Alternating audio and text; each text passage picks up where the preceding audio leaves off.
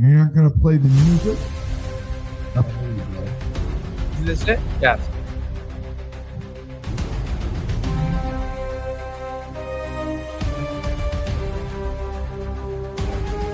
You're not playing the music. In the dark of the night, whispers of deceit. Shadows dance on the walls. Secrets they repeat. A shadowed figure, With eyes full of light. hiding truths in the shadows where no one dares to pry. Uncover the truth, let the lies come undone. Peel back the layers until the light is shown. Uncover the truth, let the shadows run. Break free from the chains and find the sun. Uncover the truth in the dead of the night, where secrets lie hidden like a whispered bite. Uncover the truth in the dim of the light, where betrayals take root in the heart of the fight. In the rain-soaked streets, under the moon's pale light, a crime unfolds. All right. Bloodlines and Betrayal. I was very surprised out of the choices I gave that you chose Roberto Clemente. Oh. What Wow. was I threw it out there. I wasn't expecting it. I didn't know you were a baseball guy or a fan of his or the situation. Both. So Oh, you were. Okay. I did as a kid, I did a book report on Roberto Clemente. Oh, you did. Okay. But I don't, those are, those, you remember those books, they're like basic, they were like for kids, you know what I mean? So I knew the basics of Roberto Clemente, that he was a great baseball player and all that stuff. It came over from, is he a DR guy? Or is he? Was he from DR or Puerto Rico or? He's from the Dominican, I believe, or Puerto Rico. I'm sorry, Puerto Rico. Okay. He was born, but he did a lot of charity work, especially over there. Okay. And he got to 3,000 hits. He played 18 years in the major leagues. And he was an all-star for 13 seasons, selected for 15 all-star games.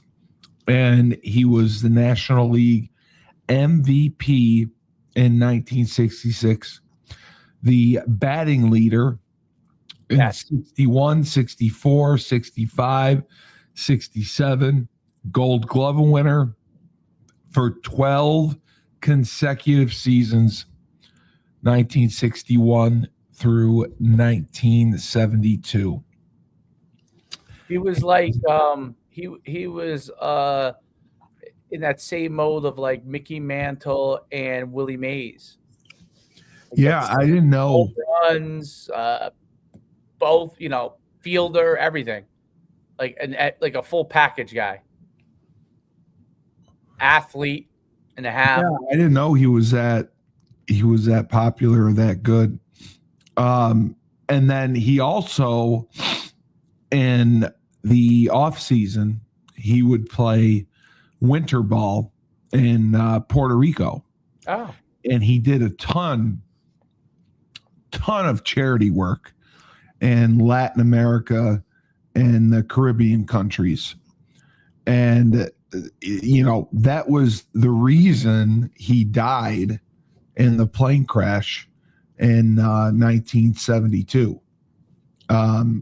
He was going to Nicaragua to deliver aid to victims of the earthquake. It's just unbelievable how it all happened.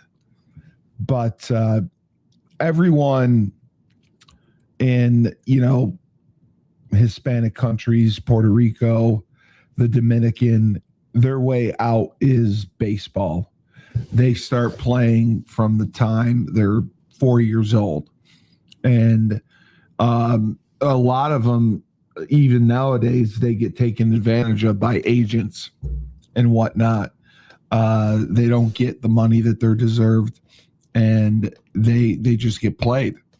He played Puerto Rican baseball from the time he was 18 years old.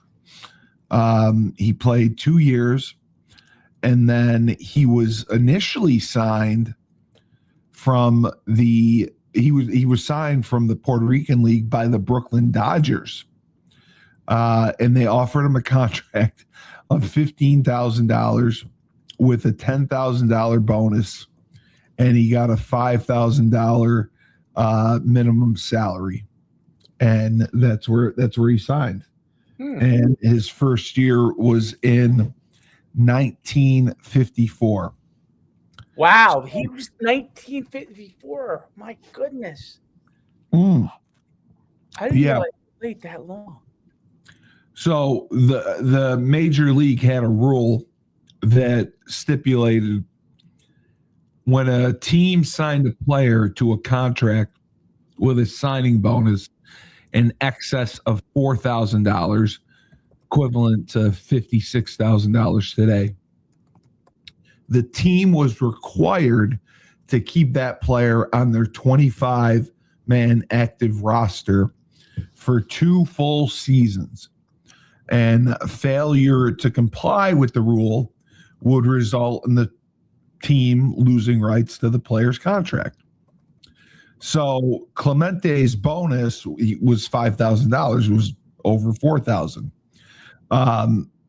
But the Dodgers didn't keep him on the active roster for 2 years. And they placed him in the International League with the Montreal Royals. It's a AAA affiliate. Right. So that's what initially caused the problem. And one of the other things that was huge for him was he didn't speak English very well. So there was a huge language disconnect. There were only a couple people who he could speak to.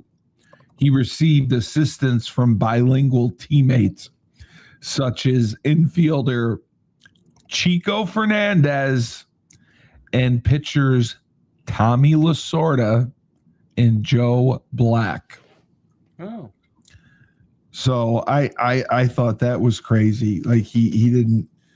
I mean, I thought being from Puerto Rico, you would speak English. I didn't know it was, it would be mostly Spanish. So it was Joe Black who was the original target for the Pirates. And they went on a scouting trip to Richmond, and they noticed Clemente in batting practice.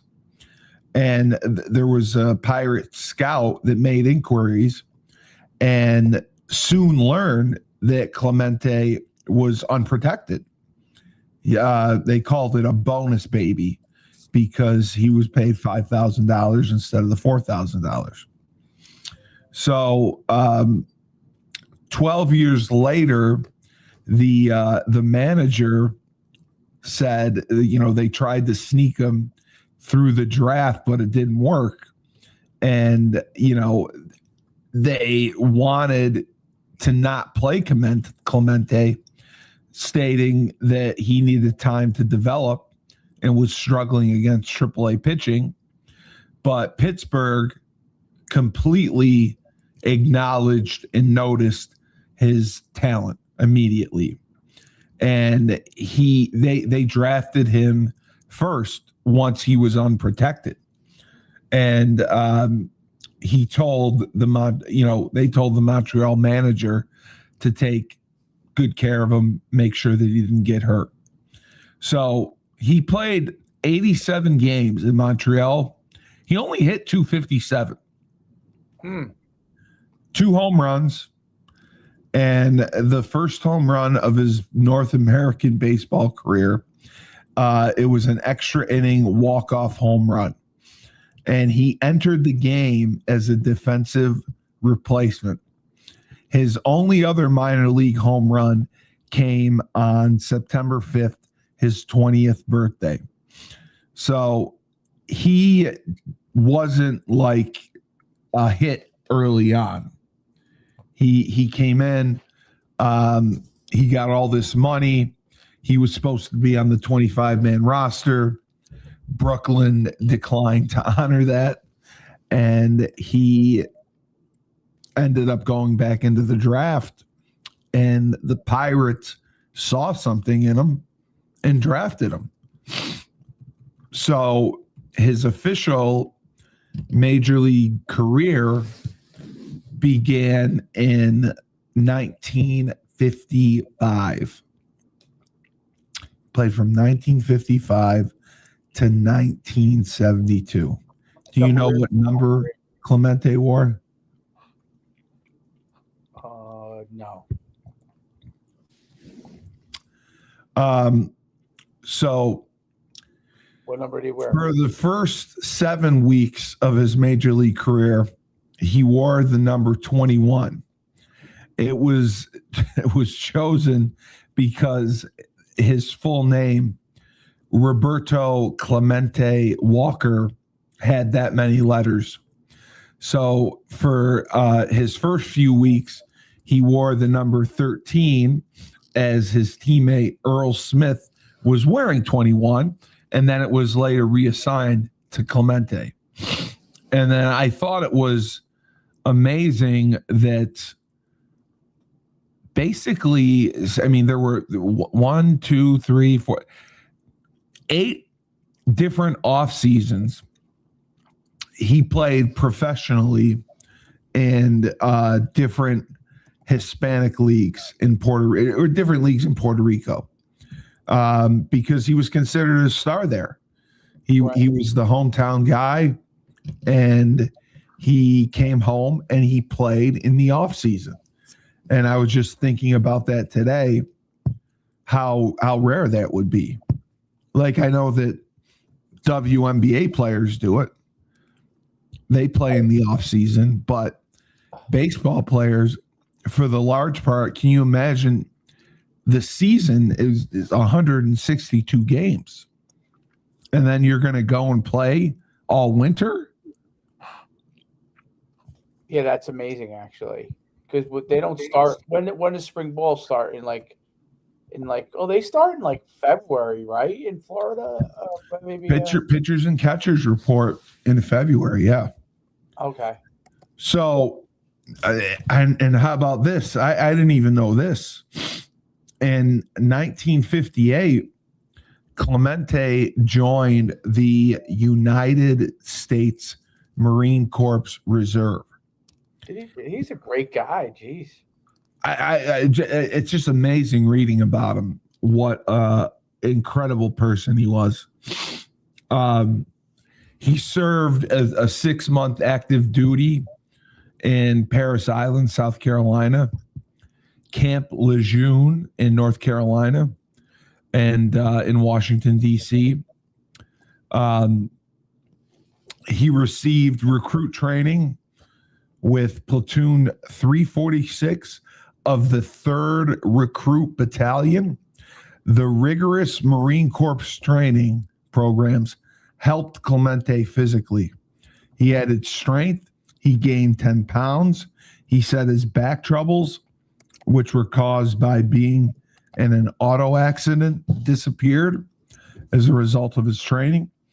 And he was a private first class in the Marine Corps Reserve until September 1964. So, he joined in 58 and he was there until 64. The other thing, he faced a tremendous amount of racism. Yeah. And do you know where it came from the most? Like what location or what type of people? What type of people? White people? Journalists. Oh. Journalists. You set me up on that one. I'm shocked by it. Yeah. Journalists who are supposed to be neutral and just report the news. That is crazy. Were racist, and one of his teammates, Bill Mazurowski, wrote that some sports writers tried to make him look like an ass by getting him to say controversial things, and then they wrote how the Puerto Rican hot dog was popping off again, end quote. And the problem was mainly because the language barrier, because he didn't know English as well. So he didn't know a lot of the questions they were asking him, what they were trying to accomplish with the questions they were asking him. And once he started to learn the language better, he became very, very distrustful of the media, created a huge divide, and writers who couldn't speak 3 words of Spanish tried to make him look silly. But he's an intelligent man who knows people and knows the game. And Clemente's disagreements with the media were worsened by his open expression of anger at the continued discrimination in baseball, which I didn't know. He was very outspoken. Did you know him as being outspoken during his career? No, I knew him as being charitable. I did not know that. Very outspoken, very hot-tempered. So I had no idea of that either. And let's face it, Pittsburgh was not one of the top teams, one of the upper echelon franchises. Right back then they weren't good, yeah. And they weren't. They still are. I mean, they're traditionally a small market team. They don't spend a ton of money. Right. So he was frustrated by, how the team was performing. He was frustrated by the racial and ethnic tensions. He was constantly snipping with the local media and even some teammates. And he had a famous quote. He responded saying, "I don't believe in color. I don't believe in color." He said that during his upbringing, he was taught never to discriminate against someone based on ethnicity.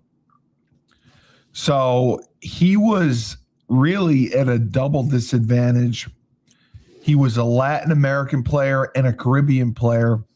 His first language was Spanish. Now, I didn't even know this. Did you know that he was also of African descent? From Africa? Yeah. Okay. Well, I mean, I know darker skin. Yeah. He was technically a black Puerto Rican. Got it. Okay. So that gave him license to players, the media, to attack him even further.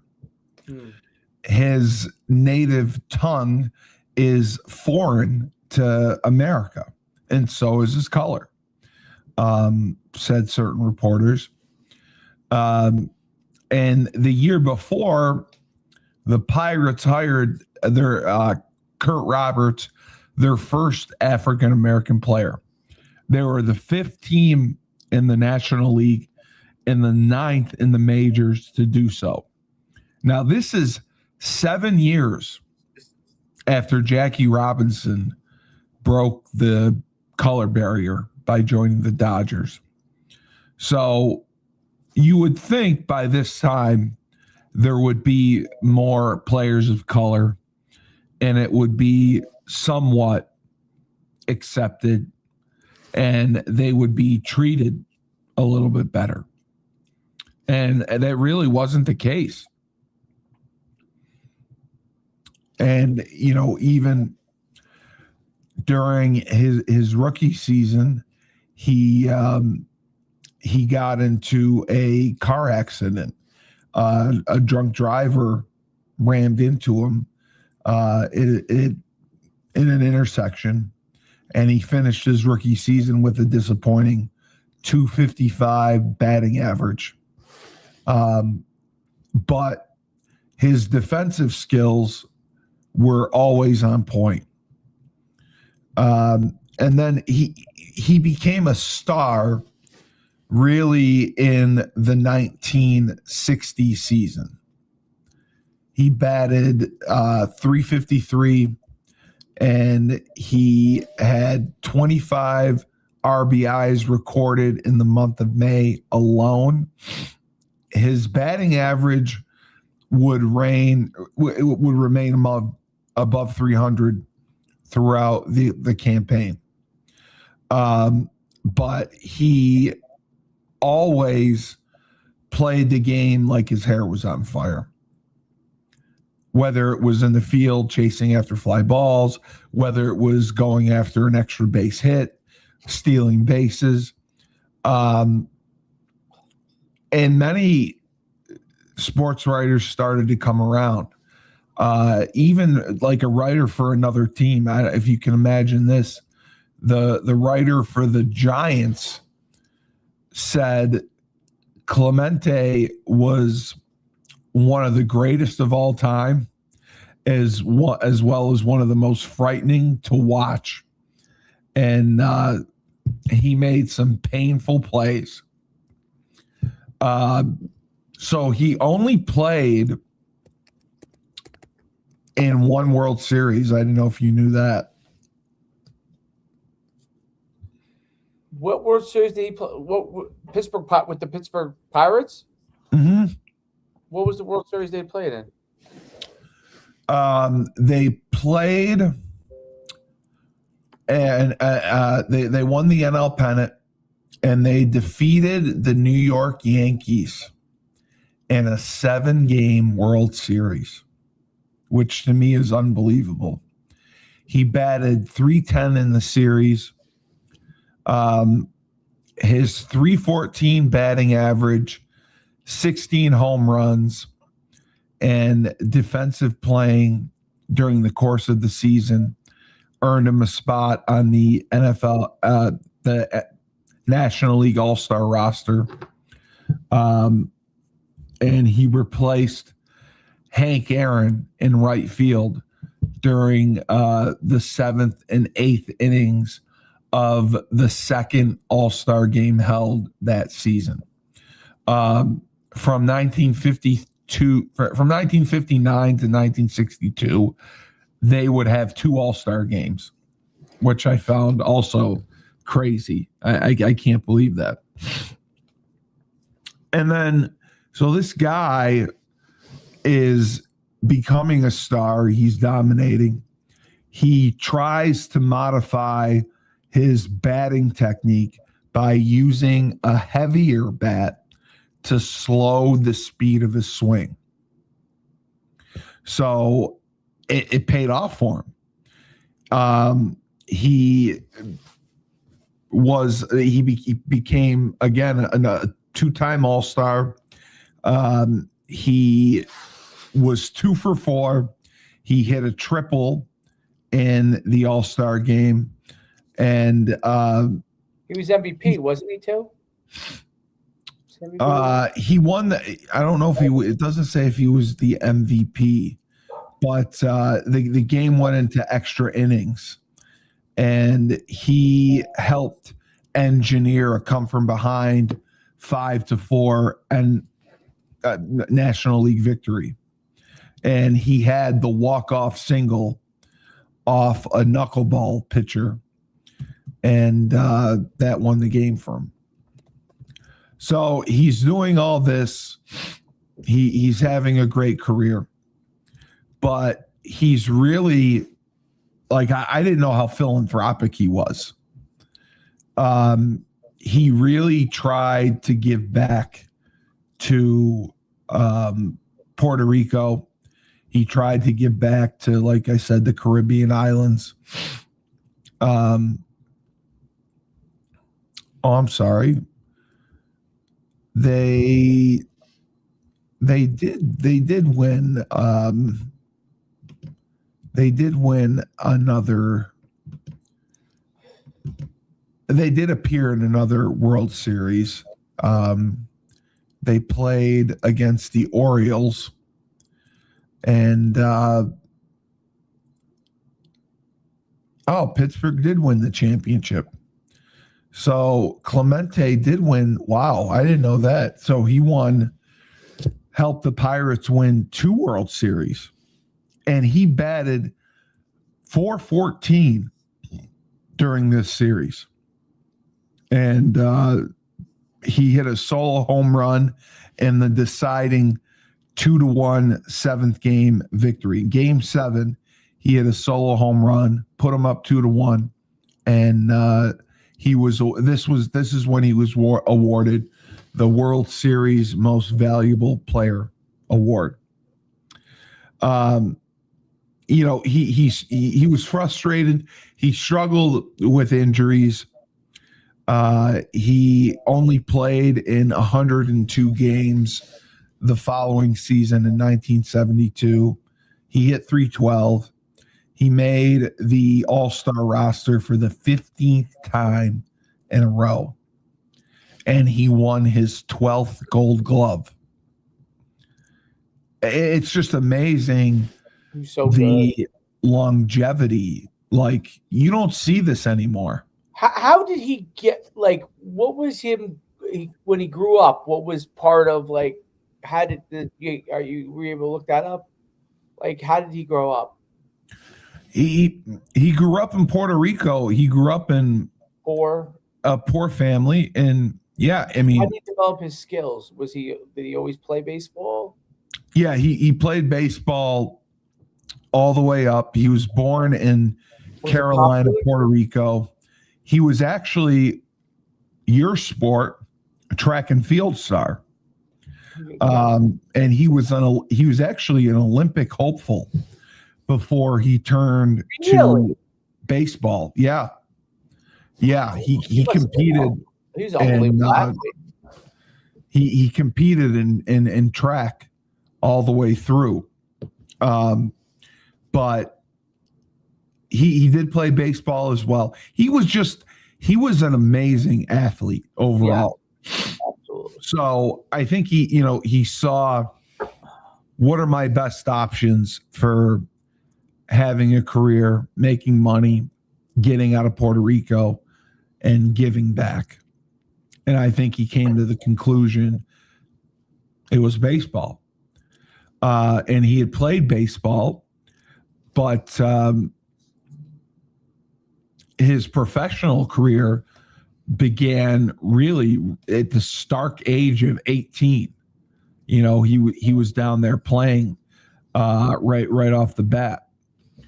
And when you look at his statistics overall, back then they didn't hit home runs like they do today. He had 240 overall home runs. His batting average was .317 for a career. That's very impressive. He made the illustrious 3,000 hit club. That's the magic number that everyone wants. That's, the if you get the 3,000 hits, you're special.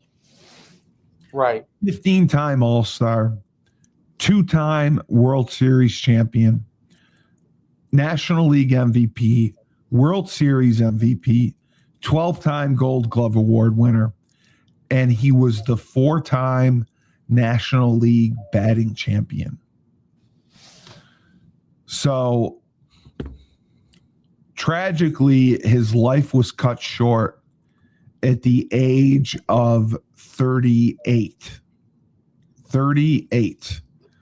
So I'll give you a rundown on the crash that happened. He was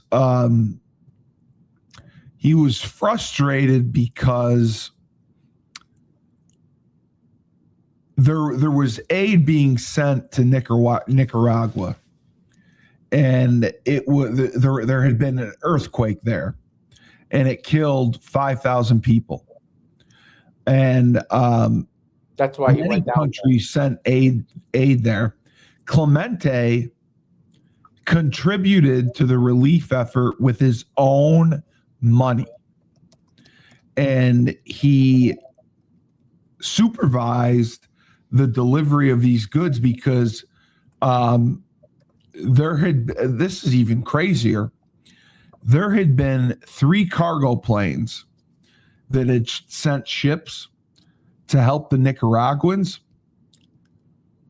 and reports from the military, reports came that the military seized the goods intended for the earthquake victims.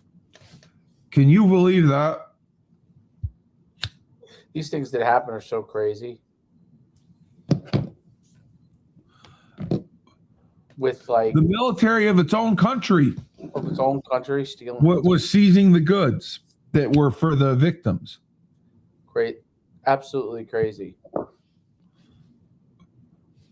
And Clemente himself had sent cargo planes, and once he found out, again, they were seized by the military.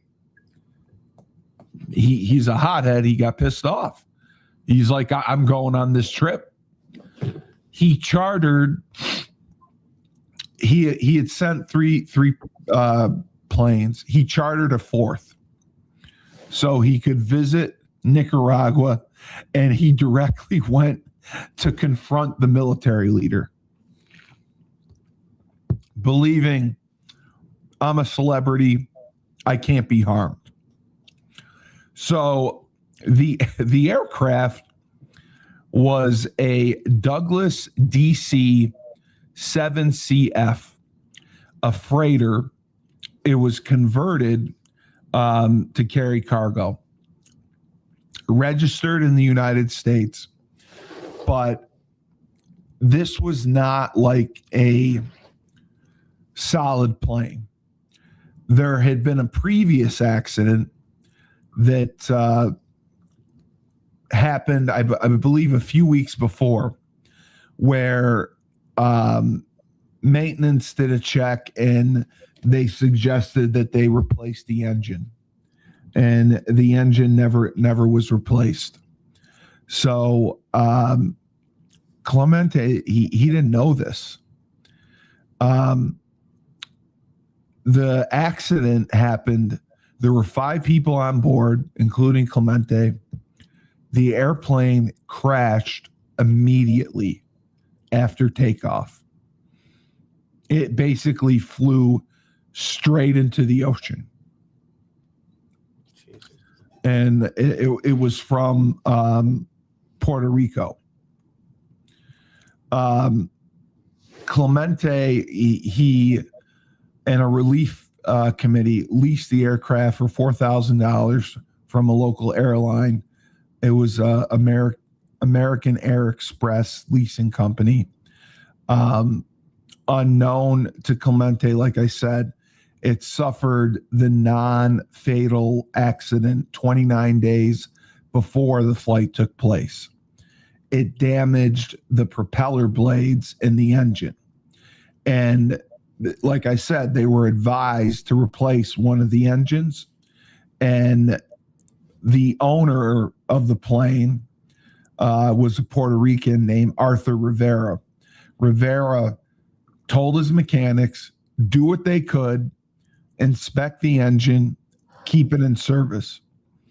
But after the mechanics inspected the engine, they could not find a reason to justify replacing one. The standard procedure after a sudden stop of a piston engine is to disassemble the engine and, look for cracks. None of this was done. And an FAA maintenance inspector looked at the propeller shaft limits and the sudden stoppage repairs, found them within tolerances. However, when he was questioned in a later report, he said, I just kind of witnessed the inspection. I wasn't part of it. So in the post-war area, cargo carriers operated surplus piston-driven prop planes, was at its end, as high maintenance costs restricted the ability to keep up with the newer aircraft technology. Right. So this Rivera guy just regained his FAA clearance to operate cargo planes, claiming that it was his livelihood. This guy, he just wanted to do good. He just wanted to provide cargo and transport to countries to help them. So volunteers spent most of the afternoon loading the aircraft.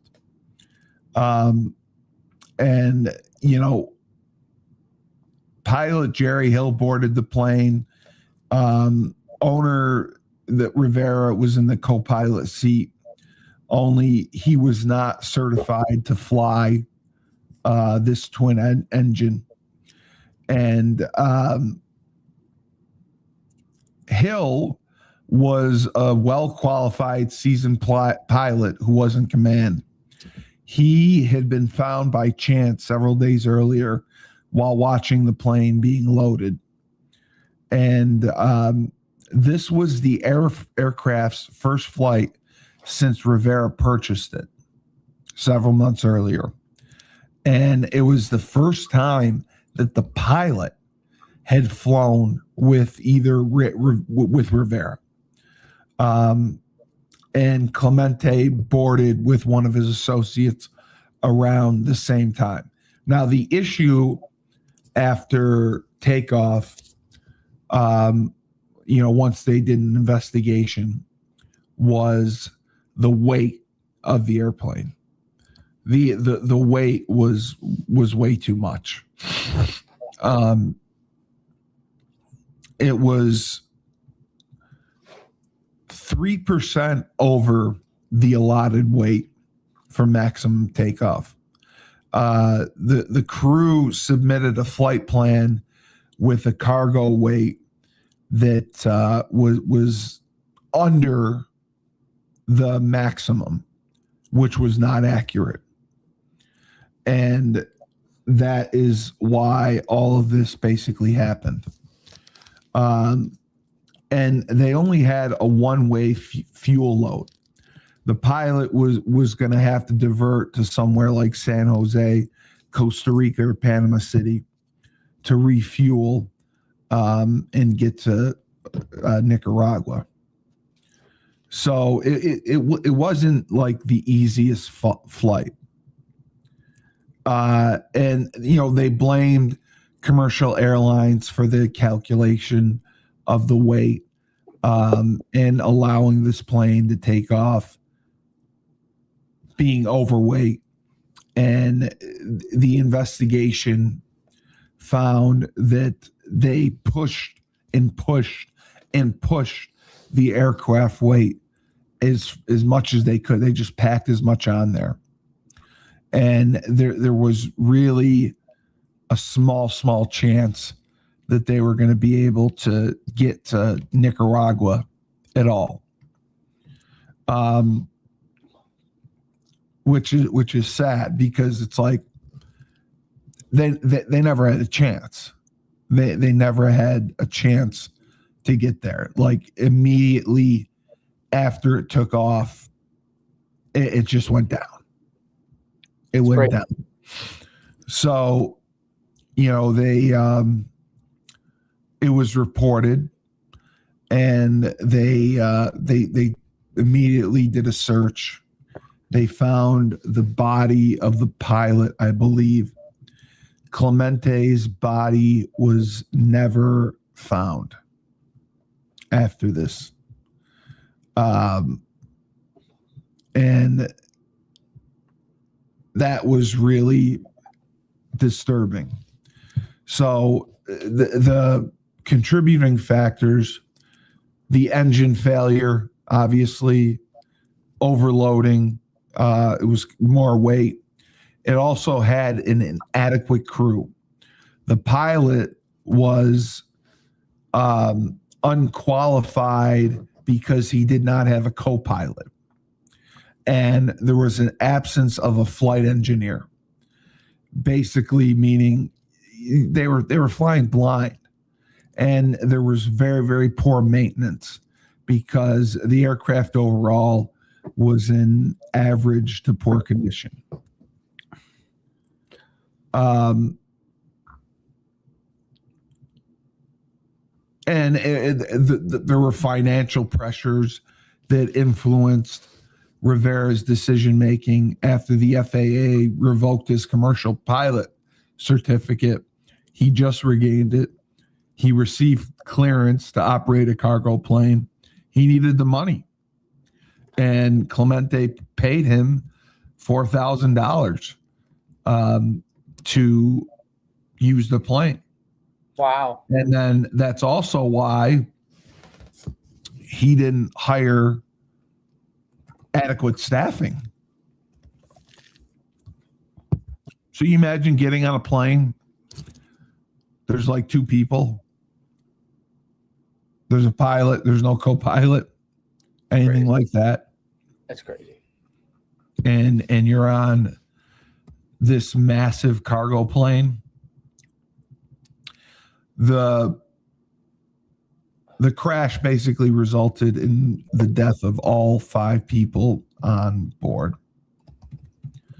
And it was just tragic because he did so much for the community in Puerto Rico, and he did so much for all the different Caribbean countries, trying to help them, you know, giving his money away, going over there, visiting them, helping them play baseball, playing baseball in these freaking, you know, these leagues and all these Hispanic leagues during the winter.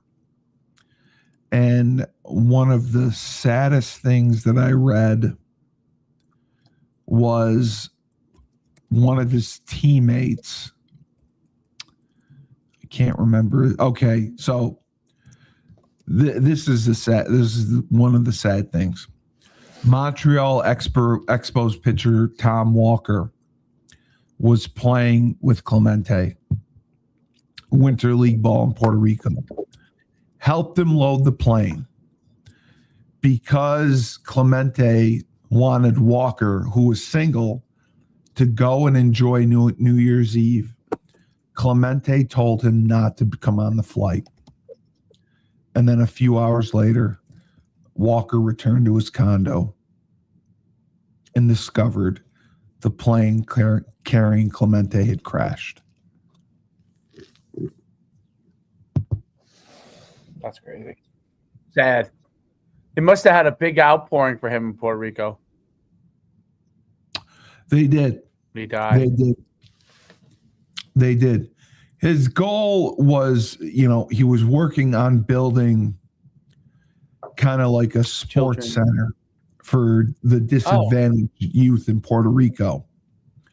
It had started in 1967. And he basically said, when I'm ready to quit baseball, I will have my sports center. To me, it will be the most important thing in the world.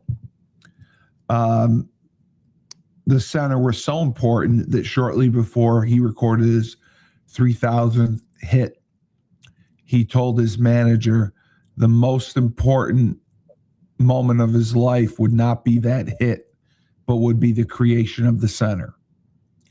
And after his death, the project stalled. Vera Clemente, his widow, attained corporate assistance for the center in the late 80s. And now, to this day, many Puerto Rican players have trained at the center. But, okay, this is the saddest thing I read. The saddest thing I read was this. There was one teammate, close friend, Manny Senguelin. He was the only member of the Pirates who did not attend Roberto's memorial service.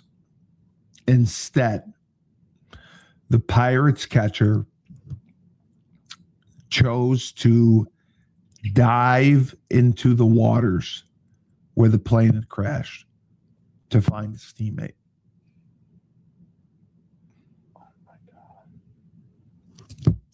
Is that unbelievable? I want to. Wow. Oh my God. He didn't want to let his teammate go, so he personally went to the ocean and was diving down trying to find him. So Roberto it's just sad. Clemente did a lot for a lot of people, and he probably is the biggest groundbreaker for the Caribbean players, of all time. He's the Jackie Robinson, of Latino players. But even more importantly than from a Latino standpoint, he was also really. What you see now in the Caribbean where the players come from, like he was because those guys are Latino, but they're also in the Caribbean. It's like a dynamic where they don't have the same resources, and that's why what basically he did opened the door for the players that you see now. Like how much of the MLB is Dominican. Pedro Martinez, David Ortiz. I mean, let's see, Dominican players make up 10 to 13% of all players in the major leagues, and how many, and Dominican and Puerto Rican, right? So I don't know if Puerto Rico has very good baseball players, but I don't know if there's a level of Dominican. No.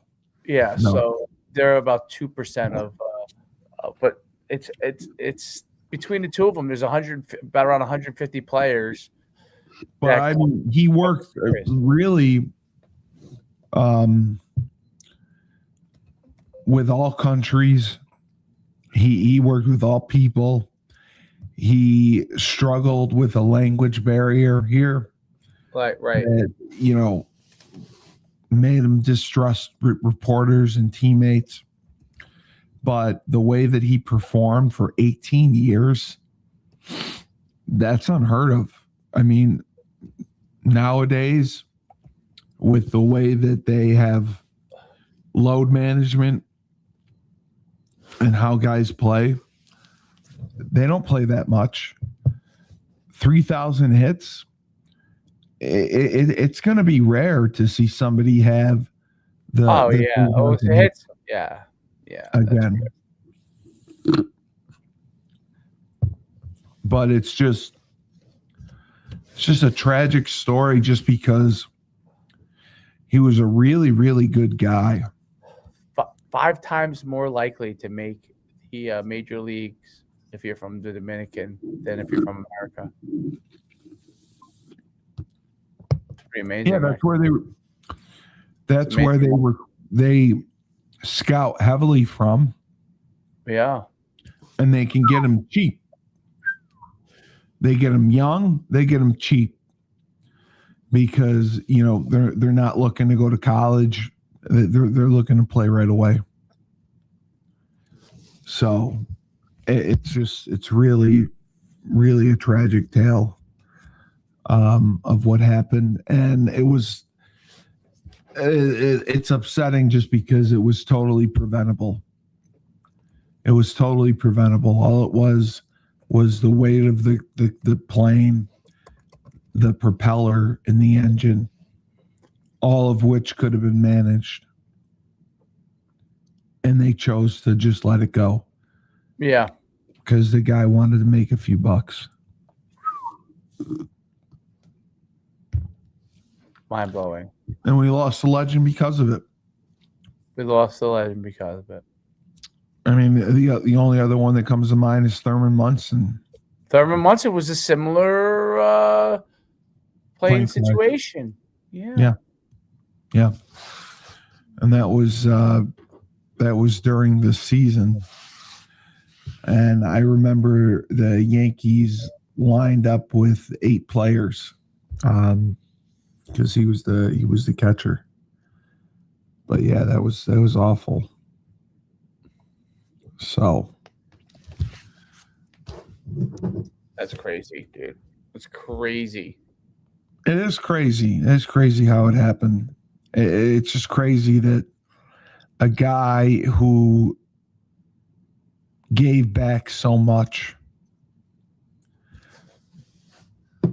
who was just trying to do good, and had those cargo ships not been taken by the Nicaraguan government, he wouldn't have gone over there himself.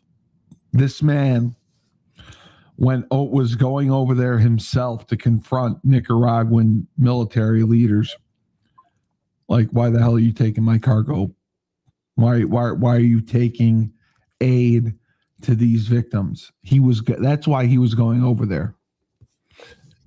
Nicaragua ended up becoming a big counter-revolutionary deal there. That's the whole 1980s. That was the big. If you remember Ronald Reagan, actually, you were a kid probably. That was the whole the Nicaraguan Contra, that whole thing that became a big mess during the Reagan era. The Contra. I remember they had the hearings with what was his name, Oliver North, and North is still around. Oh yeah, I remember Ollie North. Did he die? He would probably be old by now. But I don't know if he was alive still or not. Ollie North. But yeah, that's a crazy story. I mean, he was literally a hero. He cared about helping people back home, not just his own objectives. Yeah, he tried to give back. He tried as much as he could to give back. And it's just tragic and it's sad. It is tragic. Did you know any of this before you looked it up? No. Oh, really? Okay. I knew the story, but I didn't. Basically, how you told it was really good. I really didn't really know I knew the plane, and I didn't know the in-depth. I didn't know how great of a player he was. He was unbelievable. I didn't know that. I didn't know he had 3,000 hits. I didn't know he played 18 years, 15-time All-Star, any of that stuff. Right. I don't believe the Pirates won a World Series since he played. Man. So, are you guys doing anything tonight? Are you watching a playoff game or? Yeah, probably. I mean, I don't know. How about you? Yeah. Are you Do you have basketball? Tomorrow, bunch of games, but I don't think anything tonight. Oh, you have games tomorrow. Oh yeah, a bunch of games, and then we have our Billboard Beach trial, which was canceled because last week it was postponed because last week it was a snowstorm here. I don't know if you had a snowstorm or not. But yeah, that's pretty much it. You know, I mean, other than that, for 7-on-7. Yeah, flag. Now I set up the other stuff. It's already on. You want me to send you the link? Sure. Sure. Yeah. You want to be the director of this? What, Or are you still going to carry your disdain for me for the rest of this year? What is it? You know we love you, Steve Cully. You don't understand that, right? Mm-hmm. But you know sometimes, you know, the world can be what's the word? A learning experience for us all. I thought that was an interesting post you had too. Yeah. Yeah, you had a nice comment from somebody. That was very nice. It was very nice. It happens to all of us. Yeah. You know. But yeah, you should see. I'm gonna try and do it. You know what I mean? I don't know if there's. I don't know the level of. What's the word I'm looking for? Like people involved. You know what I'm saying, from stuff like this. You know, but I want to try and build it. I want to try because it's probably the most important thing for linemen. You know. You're talking the 5v5? Yeah. Okay. Yeah. I put the tournaments because I'm gonna put them with my 7-on-7 tournaments and just add. That's how it should be done. Yeah, and I think that makes it easier versus having a separate event. That might be the issue that they run into a little bit. You know what I mean? Yeah. And then what? But once I do it, I think other people around the country probably already do it that way, but I'm sure maybe more events around here will do it that once that happens, you know. And then the next thing is getting teams. What are the age groups? I was gonna do U12, U14, U15, U18. Yeah. Which is basically high school, freshman, yeah. eighth grade, about right. 6th grade or something. You know what I mean? So I didn't want to go too young. It's not like 7-on-7. You don't get banged around that much. I didn't want someone to get banged around. You know what I mean? No, you don't want anyone to get hurt. To get hurt, right? So that was kind of the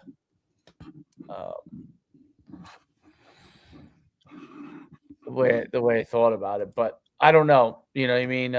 But we'll see. I mean, I'm going to try. Like, listen, it doesn't. That's the good thing about the fact that I already have existing events, is that putting it there. If nobody decides to do it, no big deal. Yeah, it's just a bonus. It's a bonus. It gives them an opportunity. But I am going to reach out to different groups. I think that it could happen. Maybe even high school teams might be interested in sending their kids. They don't have to coach them, you know. No. You just need 10 guys. Yeah, exactly. So 10 guys in a pop-up bag. Theoretically, you really need 5 if you think about it. Like in a high school group of kids, if they wanted to go both ways, you could actually do that. They do. Yeah, they usually do go both ways. Right. So you could actually get away with if you had 5. I mean, you don't want to do that probably, right, but you could get away with it And that makes the only reason I was saying that I was putting it in there that you only need 5 because for teams that kids might play other sports, you have a better chance of getting a team together, right? So they can at least compete. So what's the date on it? I have 6 dates listed. I could send you. I'll send you what I sent to him. I sent it to him. I think he might have been like overwhelmed that I just put it all out there already. But I have it. Are they in the summer? No. Spring. Okay, they're in the spring. So let me see.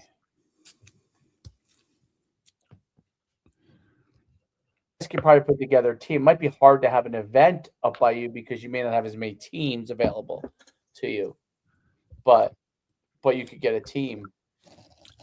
No, we would bring a team. We would bring a team there. Yeah, I mean, really, the truth is, you guys don't need an indoor facility. All you need is a gym to train. No, I know. Like obviously, an indoor facility. If someone falls to the ground, it's probably better. But you could just tell them to stay up. Nobody goes to the ground. You know what I mean? And they could do the work they need, right? And oh wow. Okay, so you haven't talked to Julia. Read that. Listen to this. Look at this. Look at this.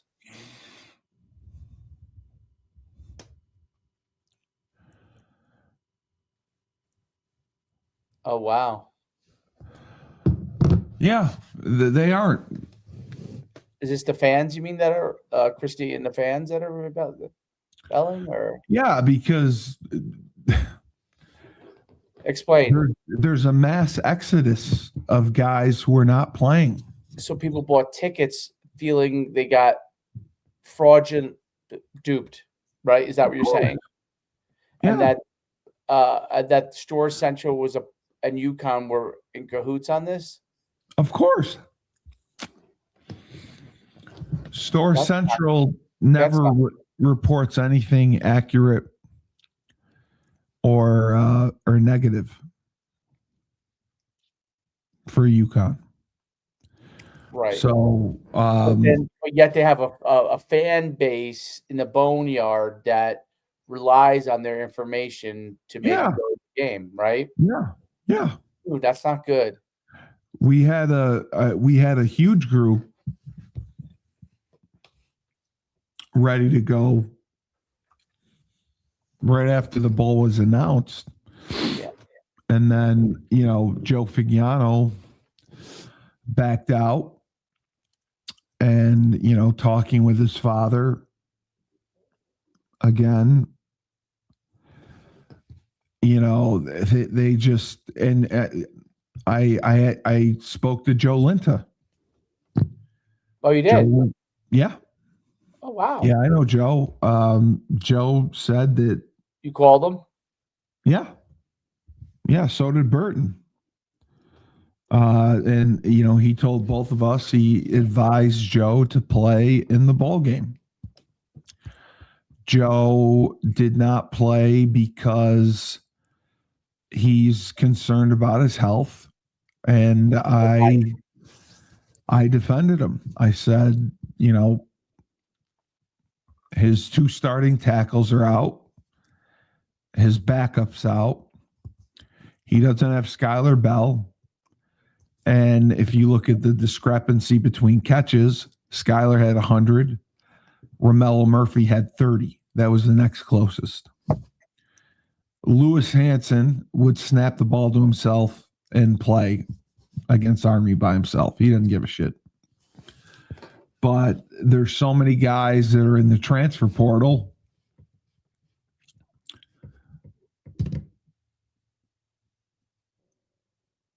Yeah, they have surpassed ticket sales for last year. They surpassed ticket sales early on. I heard from Mike that tickets were going like crazy as soon as the game was announced. Ticket sales are surpassed. But yeah, there's like Brian Parham. Parham's not playing. Omar Diamande's not playing. Mel Brown's not playing. I don't believe Shamar Porter's playing. I think Romello Murphy and Chris Parker will be the receivers. We do have a quarterback. We have a very good quarterback. Kassan Farrar is an amazing quarterback. He'll do fine.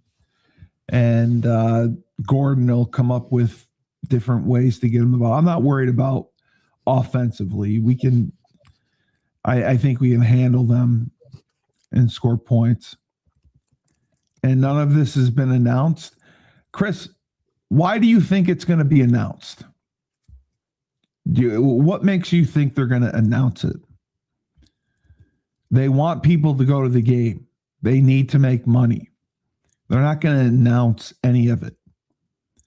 They're not going to announce that they did a shitty job. They're not going to announce that the kids have no loyalty to the program. And the reason they have no loyalty is because it's a business. And you know, everyone is frustrated. Is it unethical? Not really. It's a business. Is business ethical? No. It's not unethical. It's not unethical. The fans are stupid. That's what I would say. The fans are stupid. The fans are fucking morons. Because every day there's a new announcement. This person's going into the portal. This person's opting out. This person's doing that. Who the fuck do you think is playing? Who do you think is playing? The fans are idiots. Who do you think your quarterback is? It's not Joe. Who do you think your quarterback is? Who do you think your running back is? Who do you think your defensive backs are? You think Cam Chadwick's playing? No. You think Pringle's playing? No. Donovan Branch? No. Vincent Carroll Jackson? No. That's not unethical. That's stupidity. That's pure stupidity by the fans. Oh, it's another rant. No, it is. It's pure stupidity by the fans. You want this announced? Yes. So-and-so's not playing. So-and-so's not playing. So-and-so's not playing. And they're not playing. They're not playing. They're not playing. You want them to announce all 50 people that aren't playing? Chris, this is what the fuck happens when a coach leaves. The players don't want to play. Benedict thought having a chance to win 10 games would mean something to them. And for the guys who have been there 4 years, sure, it would have. Not this group. Ty King, you think he gives a fuck?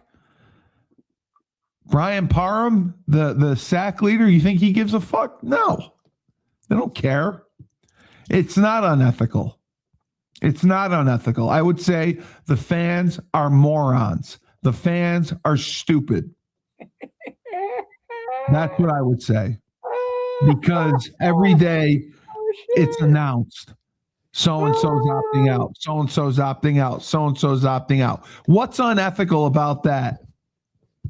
What's unethical? Please. I would love to know what you think is unethical. Do you want me to save you right now, or do you want to keep No. going? Well, the fans are stupid, Chris. Do you want to do a great business model called fans stupid? They are stupid. Hold on. Christine, I have an idea. Do you want to Who do you want to announce it? Who do you want to announce it? Steve. So hold on. So I wanted to say to you, do you want to flip over? Me? Do you want to flip over and do an emergency Husky huddle? And then I got another podcast. This will be good for you to talk about a little bit. I got another podcast at 2. I'll be done with him shortly if you want after. But talk about it here for a few more minutes before you go. Who do you have it to? Chris, I don't know anything. Who do you have it to? I don't know anything specific. Who you doing it to? I know what I read on social media. I know what I read on UConnHuskies.com. I know who's opting out. You can see it. It's nothing fucking magical. You know who's opting out. It's not my job. I don't work for the university. You want me to announce it? You want me to announce it? I don't work for the school. And yeah, a great business model to call the fans stupid. I do think the fans are stupid. The fans were stupid for day one when Mora left to think that we were going to have a team playing in this bowl game that was remotely close to the team that played against FAU. So yes, the fans are morons. The fans are fucking morons. And reading the posts on social media for what they were saying, like, are you serious? Are you that dumb? We have a new coach. Moore's gone. Moore's taking our recruits. Moore's taking players in the transfer portal. Yeah, I agree. They shouldn't be playing this bowl game. I agree. They should have canceled this bowl game 2 weeks ago. Dave Benefit pushing for Fenway against this team. I agree. What does he mean? What do you mean by that, Chris? Oh, that they don't play in the bowl? Yeah, I agree. Chris, they like Notre Dame. Like Notre Dame. Right, but they didn't have a few teams that opted out. Aren't there, or isn't there a few? Yes, but they opted out right at the beginning. We accepted the bowl bid. Because they knew that they would have a problem. Like Notre Dame probably thought they would have a problem with guys playing. They did, but we accepted the bowl bid. Right. Who else opted out? Is BYU doing their bowl game? Yes. Yeah. Okay. Is the only ones that opted out were Iowa State and I think Kansas State or one of the other ones. They lost their coach, Iowa State. The teams that lost their coaches. We could not opt out because we accepted the bowl bid, and there's TV rights that go with that. There wasn't enough time to find a replacement team. If we opted out, if we left, I said 2 weeks ago we should not be playing in this game. I said it's going to be an embarrassment and it's going to hurt our brand. I said it was stupid for us to do it. And it was stupid for the fans to expect anything more. That's the reality of it. For the fans to expect a great performance, for the fans to expect top talent to play in this game. That is stupidity. So we don't play on a conference, don't have access to a playoff, and we play for nothing. Yes, we play for nothing. Until we get into a conference,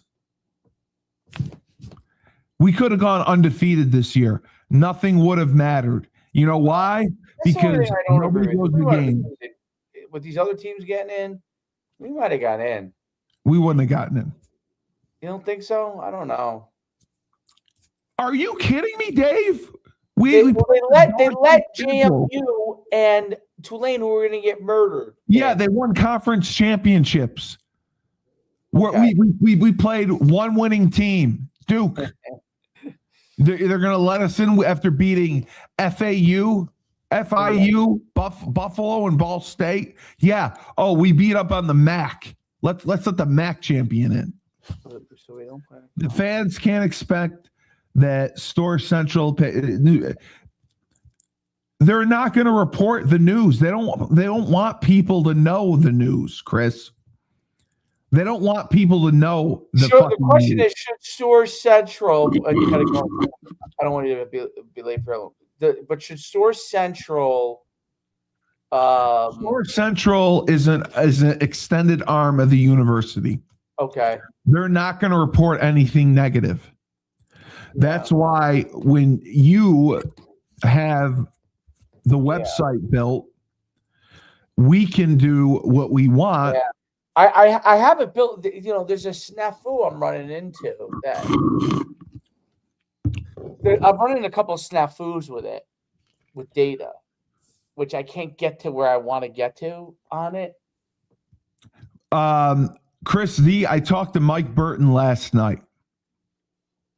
Mike Burton and I strongly believe that we have a chance to get into the ACC by 2027. Well, that would be Notre Dame can opt out in 2030. Their buyout reduces. Notre Dame is going to opt out. The ACC right now is at 17 teams. So they're limited.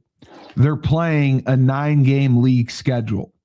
So when you have 17 teams, a 9-game league schedule, it doesn't match.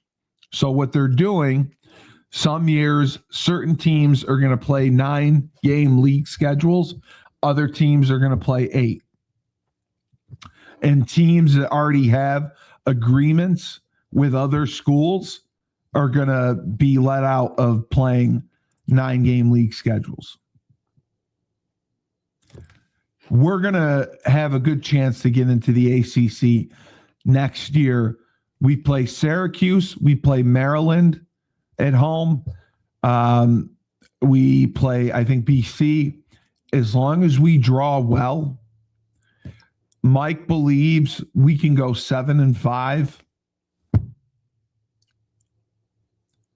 Yeah, but Chris, for us to go into the Big 12, it's going to cost a shit ton of money for travel. You want to fly to Colorado State? I mean, it doesn't make sense. BYU, Texas Tech. It doesn't. It's too much money. The finances do not work out. The Big 12 doesn't have the broadcast revenue to sustain that model. It's better for basketball, but football rules the roost.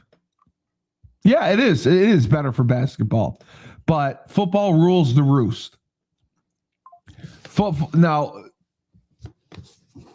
football will make more money in the Big 12, but is it going to offset the costs of the swim team having to play fucking Texas Tech, flying to Texas Tech?